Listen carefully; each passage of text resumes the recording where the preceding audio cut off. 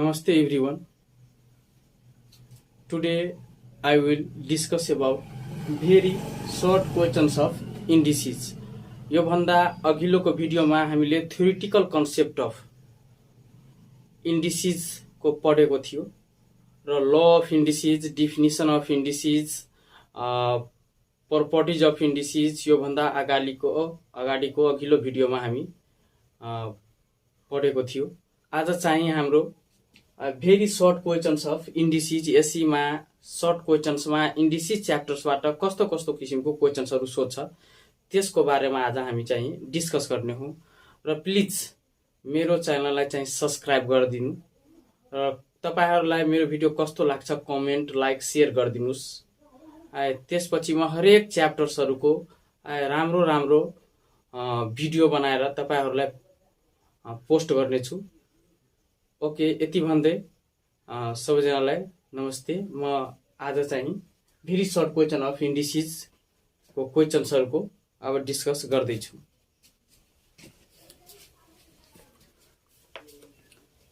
अब question number 1 मा हेर्नुस्। क्वेशन नम्बर 1 मा के छ भने if x to the power m into x to the power n is equal to a to the x to the power a, then write a in terms of m and n। अब मैले यहाँ step लेखे। पहिला step 1 को कुरा गरौँ। यो question को लागि के बुझ्नु पर्छ? जस्तै क्वाइटेन्ट law of index. क्वाइटेन्ट law of इन्डेक्सले के भन्यो कि बेस सेम छ र इन्टु को फर्ममा छ भने पावर एड गर्ने। जस्तै a को पावर m भयो, a to the power n छ। यहाँ बेस सेम छ, इन्टु को फर्ममा छ भने पावर के गर्ने हामी एड गर्ने हो। एउटा कुरा यो बुझ्नु पर्ने। अब यति भनेपछि यसलाई हेर्नुस् कसरी। Here x to the power m into x to the power n is equal to x to the power a। यहाँ हेर्नुस् त तपाईहरु, यहाँ बेस सेम छ र इन्टु को फर्ममा छ भने पावरलाई के गर्ने एड गर्ने। x को पावर m प्लस n यो x को पावर a। अब एक्सपोनेंशियल इक्वेशन को म भिडियो बनाउँछु। एक्सपोनेंशियल इक्वेशन को प्रपर्टिज। एक्सपोनेंशियल इक्वेशन को प्रपर्टिजले के भन्छ? एक नम्बर को प्रपर्टिजले if a to the power x is equal to a to the power y, then we can write x is equal to y। यदि बेस सेम छ त power के हुन्छ? इक्वल हुन्छ। यहाँ हेर्नु त, यो दुईटैको बेस सेम छ, बीचमा इक्वल टु छ भने त्यसको पावरलाई के गर्ने? इक्वल गर्ने। यहाँ हेर्नु बेस सेम छ त पावरलाई के गर्ने? इक्वल। हामी के लेख्न सकिन्छ? Then we can write m plus n is equal to a। अब in terms of m and n मा भन्यो भने यो m प्लस n लाई राइट साइडमा लेख्ने। In terms of m n and p y के भनेपछि त्यसलाई राइट साइडमा लेख्ने हो। यहाँ therefore a is equal to के भयो? m प्लस n एन्सर यो भयो। अर्को टाइपको क्वेशन हेर्नु। अर्को टाइपमा अर्को क्वेशन नम्बर 2।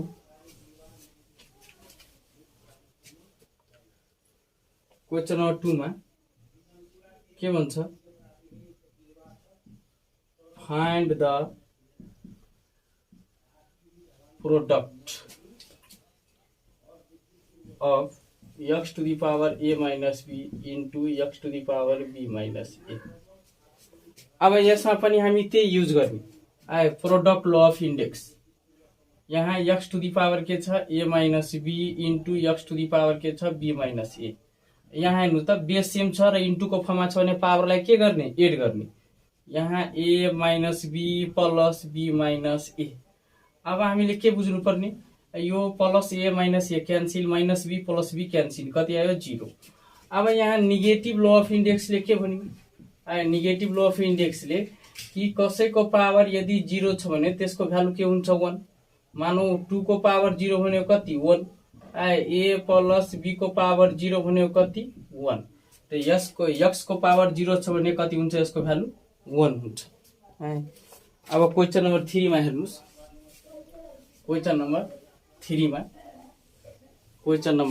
मा क्वेसन नम्बर 3 मा के भन्यो फाइन्ड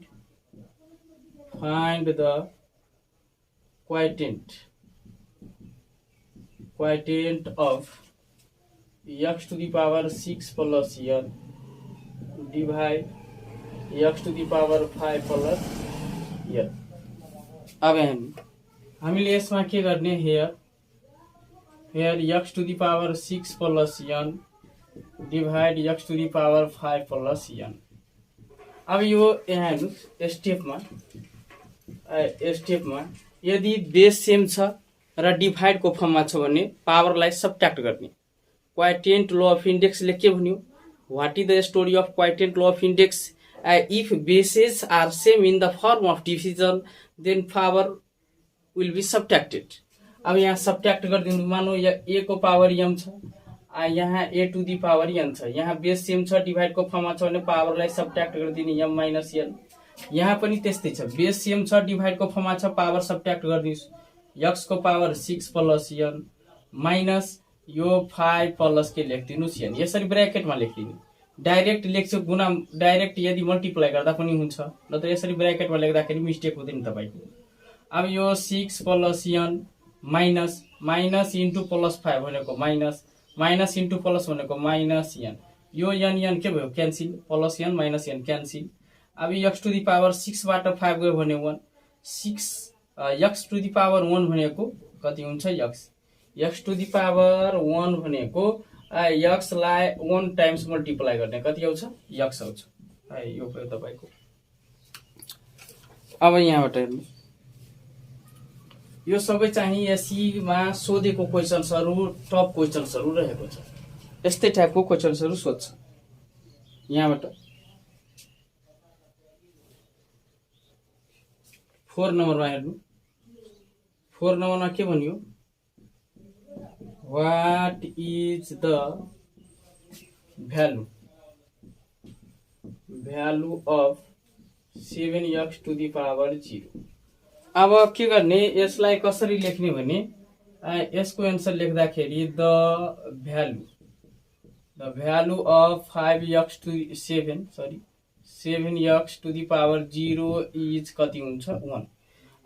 जीरो ल अफ इन्डेक्सले के भन्यो, जीरो ल अफ इन्डेक्सले भन्यो कि कसैको पावर 0 छ भने त्यसको भ्यालु 1 हुन्छ। त्यहाँ 7x को पावर 0 छ भने यसको भ्यालु के हुन्छ, 1 हुन्छ।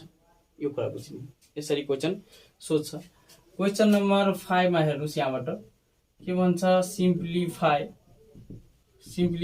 x plus y two the power 0 and 1 two the power a plus b। अब हामीले यसको सोलुसन कसरी गर्ने भने x plus y two the power 0 into 1 को power a plus b।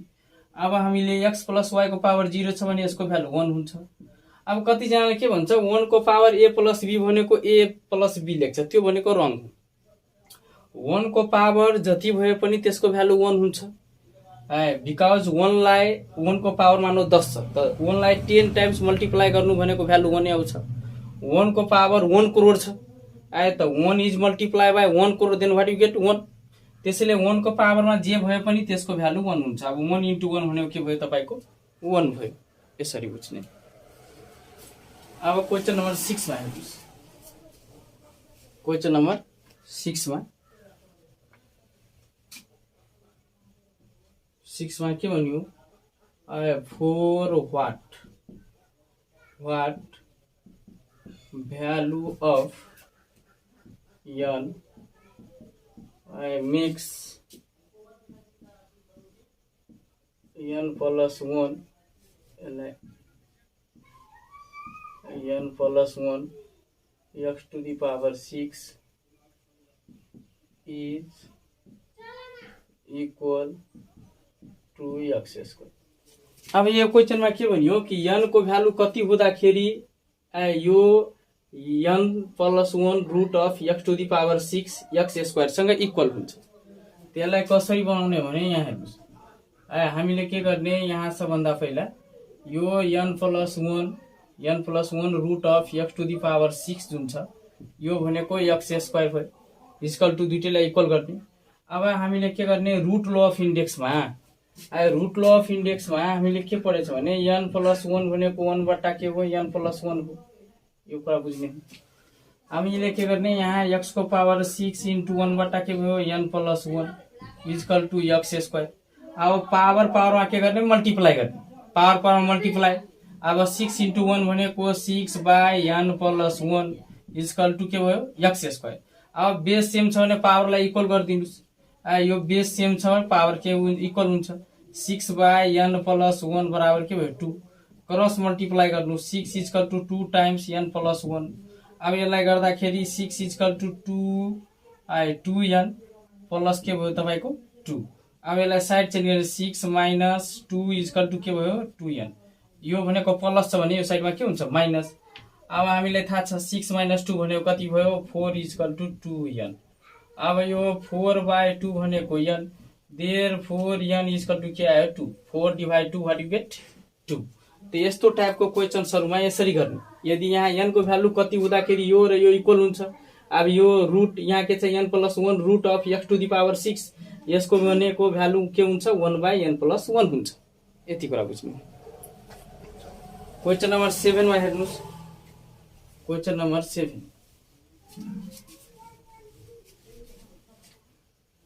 Question number 7 मा यहाँ के भन्छ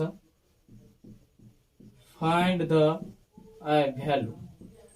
value of 216 to the power 2/3। अब यसको लागि हामीले के गर्ने भने यहाँ हेर्नुस्, यो भनेको 216 to the power 2/3। हामीले यो कुरा बुझ्नु पर्ने 1 को क्यूब भनेको कति 1 स्टेपमा, 2 को क्यूब भनेको 8, 3 को क्यूब भनेको 27, 4 को क्यूब भनेको 64, 5 को क्यूब भनेको 125, 6 को क्यूब भनेको 216। अब यहाँ हेर्नु त यो 216 भनेको के हो 6 को क्यूब हो। यसको पावर कति छ 2/3, 2/3 त पावर पावरमा के हुन्छ गुणा। पावर ल अफ इन्डेक्सले के भन्यो कि पावर पावरमा मल्टिप्लाई गर्ने। अब 6 को पावर 3 गुना 2/3, यो 3 3 क्यान्सिल, 6 को स्क्वायर भनेको कति आयो 36। यसको एन्सर यसरी गर्ने। यहाँ 216 छ, 216 भनेको 6 को पावर 3 6 क्यूब, अनि यहाँ 6 को क्यूब भने लेखे यता, अनि यो यसको पावर 2/3 पावर पावरमा गुणा गरेर यहाँ मल्टिप्लाई, यो 3 3 क्यान्सिल, 6 को स्क्वायर भनेको 36। अब क्वेशन नम्बर 8 मा हेर्नुस्। क्वेशन नम्बर 8 मा question number 8 simplify 4th root of 16 to the power -1। अब यो क्वेशन को लागि यहाँबाट हेयर यहाँ के छ भने 4th root of 16 to the power -1। यसमा पहिला यो स्टेप बुझ्नुस्। नेगेटिभ ल अफ इन्डेक्सले के भन्यो, नेगेटिभ ल अफ इन्डेक्सले के भन्यो भने कि कसैको पावर यदि -n छ, मानौं कसैको पावर नेगेटिभ छ, a to the power -n छ भने के लेख्ने 1/a to the power +n यसरी लेख्ने। मानौं सपोज 2 को पावर -2 छ भने के भइहाल्यो 1/2 को 3 को पावर -2 छ भने 3 को पावर -2 छ भने 1/3 को पावर के लेख्ने 2 + 2 लेख्ने। र अर्को कुरा यो जुन 4th रूट छ यसको भ्यालु कति हुन्छ तपाईको 1/4। 5th रूट रहन्छ भने कति लेख्ने 1/5। यो कुराहरुको चर्चा म भिडियोमा रूट ल अफ इन्डेक्समा गरिसकेछु, त्यहाँबाट तपाईहरु हेर्नुस्, अझै राम्ररी बुझ्नुहुन्छ। अब यहाँ भनेको यो 16 त 16 को 16 नै लेखे, यसको पावर -1। अब यो रूट 4th रूट छ भने 1/ के भयो 4। अब हामीले के बुझ्ने यो 16 भनेको 2 को पावर 4 हैन, 2 को पावर 4 यसको पावर -1 यसको पावर 1/4 पावर पावरमा गुणा गर्दिए 2 को पावर 4 भनेको कति 60, 2 लाई 4 टाइम्स मल्टिप्लाई गर्नु कति आउँछ 16 आउँछ। चाहे यसरी फ्याक्टर गर्दा पनि हुन्छ। 2 ले 8 आयो, फेरि 2 ले यहाँ 4 आयो, फेरि 2 ले गर्यो भने 2 आयो। अब 2 2 जा 4 2 जा 8 2 जा 16। अब यो 2 को पावर 4 भनेको 16, यसको पावर -1 यसको पावर 1/4, यो 4 4 के भयो तपाईको क्यान्सिल। अब 2 को पावर -1, अब यहाँ from negative law of index, यदि पावर नेगेटिभ छ भने त्यसलाई पोजिटिभ कसरी बनाउने, 1/2 को पावर 1। अब 1/2 को पावर 1 भनेको 2, तो 1/2 के भयो यसको तपाईको एन्सर भयो। अब यहाँ हेर्नुस् क्वेशन नम्बर 9 मा, क्वेशन नम्बर 9 मा के भन्यो भने if a to the power x plus 1 is equal to a to the power 1 plus y, then write the relation of x and y। अब हेर्नु यहाँ एउटा कन्डिसन दिएछ, त्यसपछि भन्छ x र y को रिलेसन के हुन्छ। अरे एक्स वाई को रिलेसन सोधी, यसमा के छैन, एकदम इजी क्वेशन छ। यहाँ हेर्नुस्, यहाँबाट here a to the power x plus 1 is equal to a to the power 1 plus y. यो भन्दा पहिला म के भने कि यहाँ यदि बेस सेम छ भने त्यसको पावर चाहिँ के हुन्छ, इक्वल हुन्छ। This is a first properties of exponential equation. म तपाईहरुलाई एक्सपोनेन्शियल इक्वेसन पढाउँछु। अब एक्सपोनेन्शियल इक्वेसनमा अहिले यति मात्र बुझ्नु, के बुझ्नु भन्ने if a to the power x is equal to a to the power y, then अब यहाँ बेस सेम छ, here you see base are same, then power will be equal. Base same छ र त्यसलाई तब बेस सेम छ भने power पनि के हुन्छ, इक्वल हुन्छ। हामीले पनि यहाँ हेर्नुस्, यहाँ बेस सेम छ त पावर के गर्ने, इक्वल गर्ने। पावर यहाँ लेखिदिनु एक्स प्लस 1 1 प्लस वाई। अब यो 1 र 1 त क्यान्सल भइहाल्यो, 1 र 1 क्यान्सल भएपछि के आयो तपाईको, x is equal to y। यही रिलेसन छ, x र y दुईटै इक्वल छ। यहाँ यदि यो बुझेन भने यसरी पनि बुझ्न सकिन्छ, यसरी पनि लेख्न सकिन्छ यसलाई। यहाँ पनि के भयो तपाईको, x plus 1 is equal to 1 plus y। अब हामीले यो x प्लस 1, यो प्लस 1 छ भने यो साइडमा के हुन्छ, minus 1 is equal to y, plus 1 minus 1 cancel. अब यहाँ के आयो, therefore x is equal to के आयो तपाईको, y आयो। यति यही रिलेसन छ। अब त्यसपछि लास्ट क्वेशन हेरौँ। Question number 10। क्वेशन नम्बर 10 मा के भन्यो भने if p to the power x y is equal to q to the power x y, then what is the